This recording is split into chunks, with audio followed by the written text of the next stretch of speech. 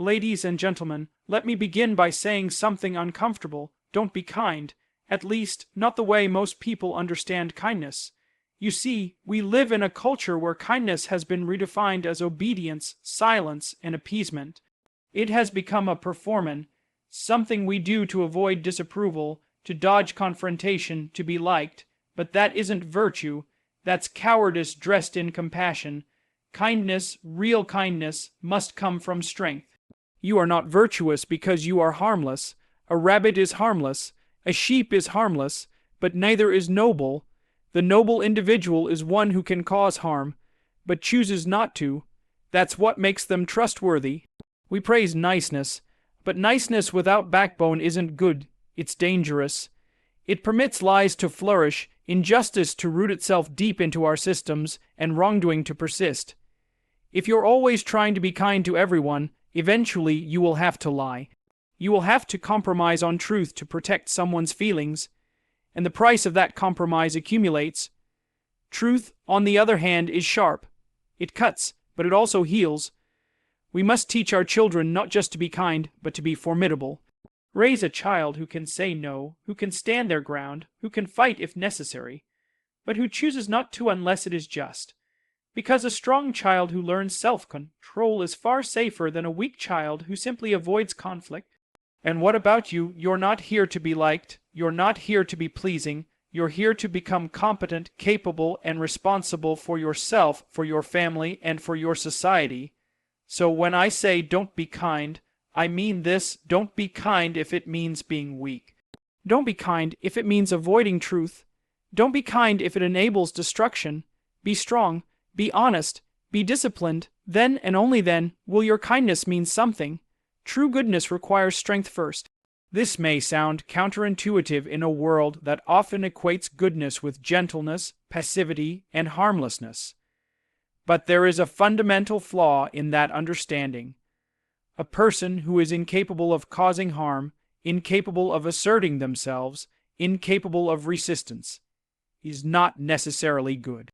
They are simply powerless, and powerlessness should never be mistaken for virtue. Imagine this: a person who is physically weak, emotionally timid, and intellectually passive. They don't get into arguments. They don't challenge others. They always go along, they never push back, and they avoid discomfort at all costs. Society may call this person nice, but that niceness is not the same as moral strength. It is simply the path of least resistance. It's not that they choose to be peaceful. They're just unable to be anything else. That's not goodness. That's just fragility. To be good, truly good, one must first be capable of being dangerous. That doesn't mean reckless. It doesn't mean violent or cruel.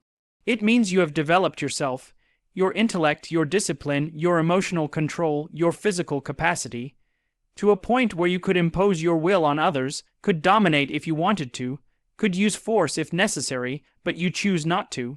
That choice is where goodness is born. If you don't have the option to do otherwise, your goodness is meaningless. A lion that refuses to attack a defenseless creature is noble. A mouse that runs from confrontation isn't noble, it's simply small. The lion's restraint is meaningful, the mouse's fear is not, and far too many people live like the mouse while convincing themselves they are virtuous. This is why self-development matters. Building strength, not just physical strength, but psychological strength, intellectual sharpness, and emotional resilience, is the foundation of all real ethical behavior. When you strengthen yourself, you gain agency. You gain the ability to choose your actions, to shape your responses, to engage with the world not out of fear, but out of principle. Without strength, you are at the mercy of your environment. You do what others want because you fear their disapproval. You avoid the truth because it's uncomfortable. You allow injustice to go unchallenged because you don't want the trouble. You float aimlessly under the illusion that you're being good. But it's not goodness that drives you. It's weakness, and that's dangerous. A society that confuses weakness with morality sets itself up for collapse. When its citizens believe that goodness means staying quiet, keeping your head down, and avoiding conflict, then evil has free rein. Tyranny doesn't rise because evil is strong. It rises because good people are weak, and they remain weak because they were never taught to see strength as a moral necessity. Goodness, in its highest form, is the disciplined application of power. It is the parent who stands firm in values even when their child protests. It is the student who speaks out when others remain silent. It is the employee who refuses corruption even at the cost of career. It is the leader who puts truth above popularity. All of these acts require inner strength. Without it, no amount of kindness can withstand pressure. So before you aspire to be good, first build strength. Learn to speak clearly. Learn to hold your ground. Learn to tolerate discomfort, to face adversity, to stand alone when needed. Then, when you act kindly, it will mean something, because you had the power to do otherwise. But you didn't. You exercise choice, and in that choice lies the core of true morality. Goodness is not the absence of strength. It is strength voluntarily constrained by wisdom. Being agreeable isn't the same as being moral. It's important to understand that these two qualities, agreeableness and morality, are not interchangeable. One is a personality trait. The other is a deeply cultivated orientation toward what is right. Many people confuse the two, and that confusion leads to serious problems in relationships, institutions, and society as a whole. Agreeable people tend to avoid conflict. They want harmony, peace, and smooth interactions. They want others to feel good. This can be helpful in certain contexts, building rapport, maintaining social cohesion, avoiding unnecessary friction. But when taken too far, agreeableness can quickly become a liability, because agreeable people often say yes when they should say no. They avoid speaking difficult truths. They comply even when their conscience protests. And this tendency, though it looks polite on the surface, is not moral courage. It is moral compromise. Moral behavior is not about pleasing others. It is about doing what is right. And doing what is right often involves saying things people don't want to hear. It means confronting uncomfortable realities. It means standing against the crowd, resisting pressure, and being willing to disappoint others in service of something higher. Principle, truth, or justice. This is hard. It doesn't always feel good. But it is the essence of moral action. An agreeable person might stay silent when someone is being bullied, because they don't want to stir the waters. They might nod along to a lie in a meeting, because confronting it would create tension. They might keep their opinions hidden on important matters, just to avoid disagreement, and all of this behavior will be seen as nice. But niceness in the face of wrongdoing is not morality. It's complicity. True morality sometimes requires confrontation. It requires the courage to disrupt peace for the sake of integrity. Think of the great moral figures in history, those who stood up against oppression, injustice, and corruption. They were not agreeable. They were often despised in their time. They made people uncomfortable. They challenged the system, not because they wanted to cause trouble, but because their conscience demanded it. They were not looking to be liked. They were looking to do what was right, and that's the key difference. Agreeable people prioritize being liked. Moral people prioritize being good. Now, it's not that agreeableness is always wrong. In fact, when combined with strength and wisdom, it can be a powerful tool. A person who is capable of standing firm but also knows when to create harmony is valuable. But agreeableness, without moral clarity and courage, leads to passivity. It leads to silence in the face of evil. It leads to fake peace that rots from the inside. We must be careful not to reward mere politeness over truth. Society often encourages people to be agreeable because it makes life smoother. But smoother is not always better. There are times when the truth needs to be told even if it upsets someone. There are times when the boat needs to be rocked. When injustice demands opposition, when lies need to be challenged, when someone must say this is wrong. That is not the time for agreeableness. That is the time for moral conviction. So don't confuse your desire to get along with others as virtue. Examine your actions honestly. Are you silent because it's right, or because it's easier? Are you agreeable because you value peace, or because you fear conflict? True morality often involves choosing the harder path, and it is on that path, not the smooth, agreeable one, that real character is forged. Politeness may win you approval, but morality will earn you something far more important: self-respect, integrity, and the strength to live in truth. Blind kindness fosters injustice. When kindness is disconnected from discernment, when it becomes automatic, indiscriminate, and unconditional, it begins to serve the very things it should resist. People believe that being kind means turning the other cheek in every situation, forgiving endlessly, excusing bad behavior, and offering compassion regardless of the consequences. But if you are kind without thinking, if you are merciful without standards, and forgiving without boundaries, then you are not preventing harm. You are participating in it. Injustice does not survive through brutality alone. It also survives through passivity. It survives through the people who see wrong and do nothing, who witness harm and stay silent, who see someone lie, cheat, or abuse and say, "Well, I don't want to judge." And often, these people believe they are being kind. They believe that tolerance, leniency, and emotional softness are the highest expressions of goodness. But tolerance of evil is not virtue, it is surrender. When you show kindness to those who exploit it, you enable their behavior.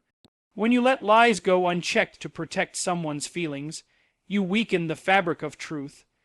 When you constantly forgive without accountability, you tell the wrongdoer that consequences don't exist. And slowly, your kindness starts to erode justice, not because you intended harm, but because you refuse to see clearly. Think of a parent who never disciplines their child because they want to be nice. That child may feel temporarily safe, but over time they grow undisciplined, entitled, and disconnected from reality. The parent thinks they are protecting their child from pain, but they are actually setting them up for failure. That is not love. That is fear pretending to be kindness. Or take the example of a leader who refuses to confront toxic behavior in a team, thinking that confronting the issue might hurt morale or create tension. That leader may keep the peace temporarily, but in the long run, they allow dysfunction to spread. Trust erodes, respect disappears, productivity collapses, and all because kindness was extended where justice was required. Blind kindness always comes at a cost. That cost is often paid by the innocent, the people who suffer while the kind-hearted stay quiet.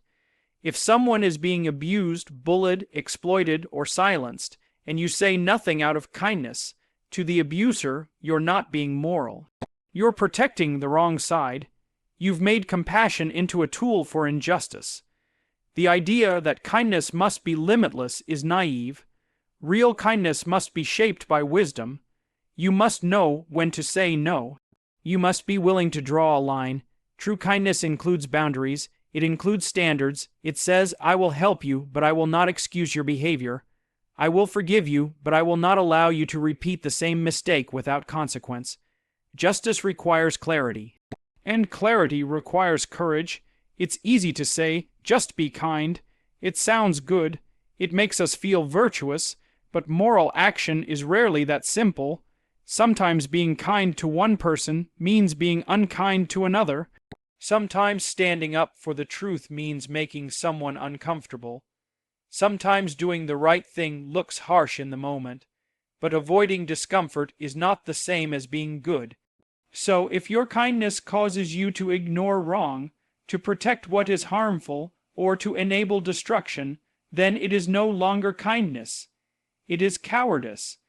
It is a failure to uphold the very values kindness is supposed to support. Mercy without truth is empty. Compassion without boundaries is chaos. Don't let your desire to seem good stop you from actually doing good.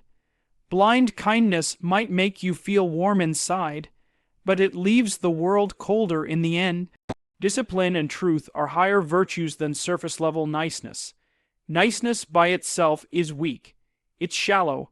It's reactive. It's a mask that people often wear to avoid discomfort, confrontation, and responsibility. It seeks to please rather than to serve. It avoids offense rather than seeking justice, and it often gets mistaken for goodness. But real goodness is far more demanding. Niceness is what we show when we want to be liked. It's the smile we wear to keep peace. It's the soft tone we use even when we should speak with firmness. But niceness doesn't ask what's right. It asks what's convenient. It doesn't push for what's true. It looks for what's comfortable. That's why it fails the moment pressure is applied. When truth threatens relationships or status or security, niceness disappears. And what's left is a person who would rather hide than confront, who would rather stay liked than live truthfully. Discipline, on the other hand, is rooted in strength. It's the internal order that gives structure to your life and values. It's the ability to do what's right, not what's easy. A disciplined person can delay gratification, resist temptation, and speak honestly even when it costs them something. They are not driven by emotion, popularity, or fear. They are guided by principles. That's what makes them reliable. You can trust them not because they're agreeable, but because they are consistent. Truth operates the same way. It isn't always pleasant. In fact, it's often painful, but it is necessary.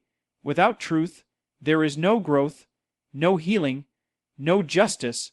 Truth is the foundation of everything that lasts. Relationships without truth are shallow. Societies without truth are corrupt. Individuals without truth are lost. That's why truth is not optional, it's essential. When people elevate niceness above truth, they create a culture of lies. A workplace where nobody speaks up about incompetence or dishonesty because they don't want to seem rude. A family where real issues are never addressed because no one wants to cause drama. A school system where no one tells students they're underperforming because it might hurt their feelings. In all these cases, niceness becomes a weapon, used not to build others up, but to shield them from reality. And reality, when ignored, doesn't go away, it grows, it worsens, and eventually it destroys. Truth is what cuts through that. It's sharp, yes, but like a surgeon's scalpel, it wounds in order to heal. Truth is not cruelty, it is clarity. It respects the dignity of others enough to speak honestly. And when combined with discipline, truth becomes transformative. It doesn't just expose problems, it solves them. It doesn't just criticize, it corrects. Niceness never does that. Niceness avoids, it delays. It apologizes for existing. It tries to preserve feelings at the cost of reality. And while that may feel good in the short term, it's a form of betrayal in the long term, because it leaves people weaker, not stronger. Confused, not clear, comfortable, but not changed. This is why, if you want to live a meaningful life, if you want to lead, raise children, speak truth, or create something real, you must put truth and discipline above niceness. It doesn't mean being cruel or cold. It means being willing to cause short-term discomfort for long-term good. It means telling someone the hard truth not because you want to hurt them, but because you care enough not to lie. Nice people are everywhere, but disciplined, truthful people, they are rare, and they are the ones who hold up the structures of everything that matters: justice, education, family, freedom, because they are willing to face what others avoid. And in a world that often rewards appearance over substance, that is not just rare, it is heroic. Teach your children to be strong, not merely nice. The world is not a soft place, and pretending otherwise does them no favors. Yet many parents today believe that if their children are always polite, always gentle, always agreeable, then they are preparing them to be good people. But niceness alone is not a shield against life's harsh realities. In fact, when it stands without strength, it can become a liability, something that leaves them vulnerable, passive, and unable to confront what life inevitably throws their way. Children are not meant to be molded into soft, inoffensive beings. They are meant to be shaped into capable individuals, people who can think, speak, and act with integrity under pressure. That does not mean they should be cruel, aggressive, or domineering. It means they should know how to stand their ground, say no when necessary, and protect what is valuable, whether it's their own boundaries, their family, or their values. Niceness without backbone is not goodness. It is surrender waiting to happen. When we tell our children to just be nice, we're often training them to avoid conflict, to blend in, to suppress their instincts when they sense something is wrong. Instead, we should be teaching them how to handle conflict, how to face discomfort, how to stand up when something must be said, even when it's hard. Because if they cannot confront a lie in the classroom or stand up to a bully in the hallway, how will they ever confront a lie in society or a bully in a position of power? Strength comes from challenge, from discipline, from learning to endure discomfort and responsibility. It comes from failure, from being told hard truths, from being held accountable. And it's a mistake to shelter children from all of this in the name of kindness. A child who is never challenged will never grow. A child who is never corrected will never learn. A child who is never allowed to struggle will never become resilient. Strength must be developed, and the earlier they start, the better equipped they'll be. We must also stop confusing obedience with virtue. Many parents feel successful when their child is quiet, compliant, and quick to follow orders. But that is not character. That is submission. A strong child should be able to ask questions, to challenge ideas, to negotiate boundaries respectfully, to disagree without being disrespectful. That's not rebellion, that's development. The child who never learns to say no will one day say yes to things they shouldn't. They'll say yes to peer pressure, to manipulation, to toxic relationships, to unjust authority, because they were trained to please, not to think. They were taught that their highest duty was to be liked, not to be right.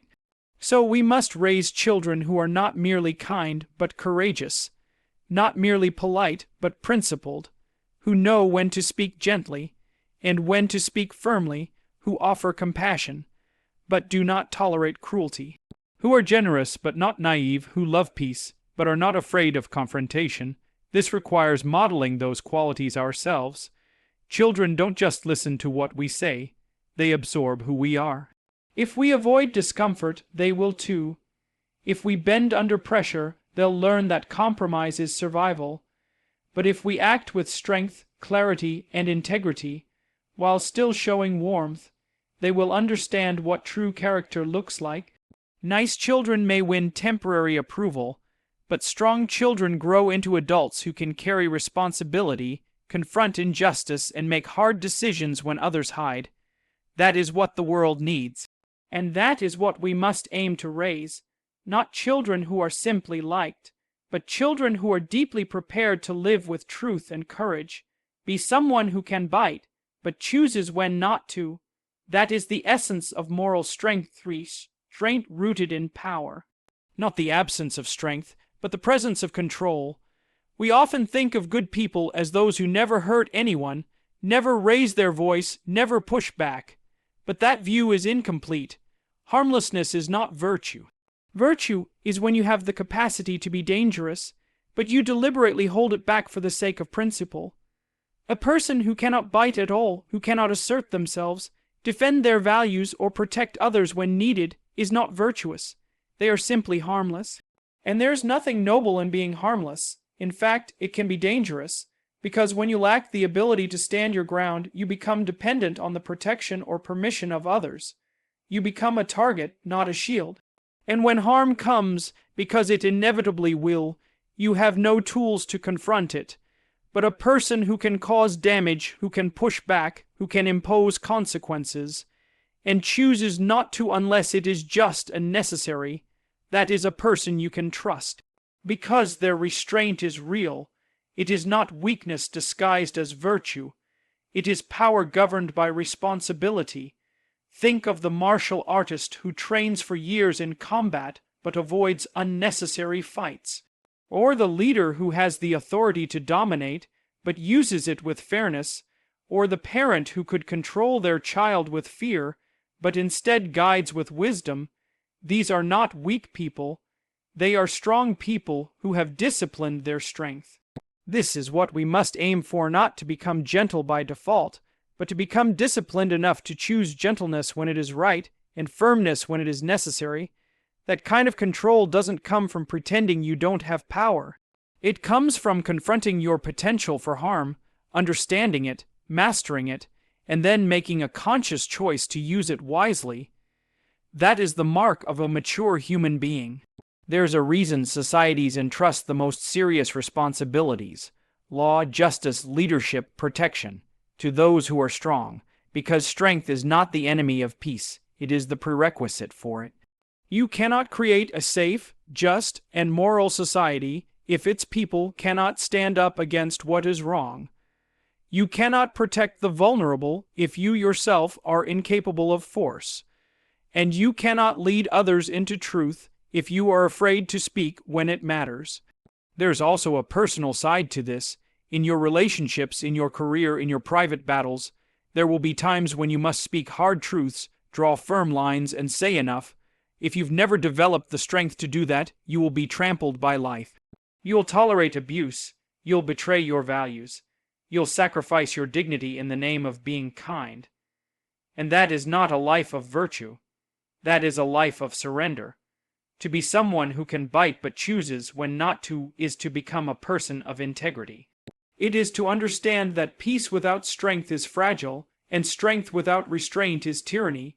You must possess both. You must be capable and disciplined. You must know how to act and when to hold back. That balance is what creates true character, so do not aim to be harmless, aim to be powerful, and then direct that power toward what is right. Don't suppress your ability to bite, develop it, understand it. Then choose when, where, and how to use it. That is the person others can rely on in times of crisis. That is the person who becomes a force for good, not because they are soft, but because they are strong enough to choose softness.